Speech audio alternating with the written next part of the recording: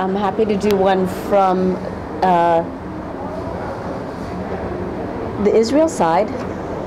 I turn around a lot of classes into opportunities to practice share vision, equity, shared opportunity, shared experiences, and a class in Israel. When you were describing how you heard about those two people and her hands and the man's dancing, there was an image that came to mind of a religious Jew who was in a class, and we were practicing throughout an intensive week over and over again different ways of addressing tough situations,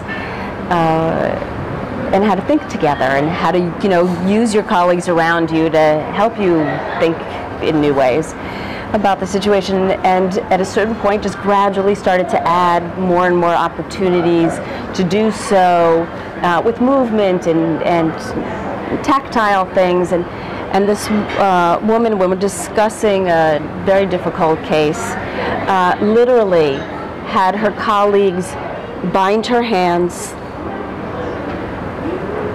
and she taped her mouth.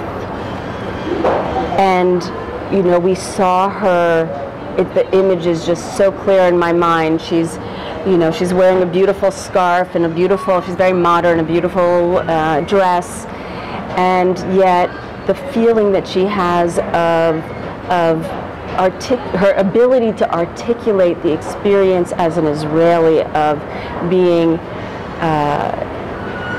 tied up in the confusion and the problems I think, speaks for many of us. Certainly from her location, it was incredibly articulate. And, for many of us in America have very similar feelings about lots of situations. Certainly also, at times, the hierarchy and power structures that there are. And she just moved around in a way that she was free to say without words how painful this is, and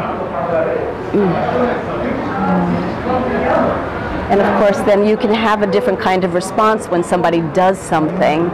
So, and anyway, so I just wanted to take 1 minute or so and be able to balance out, because it's really both sides. There are so many people whose governments are going through some really terrible times.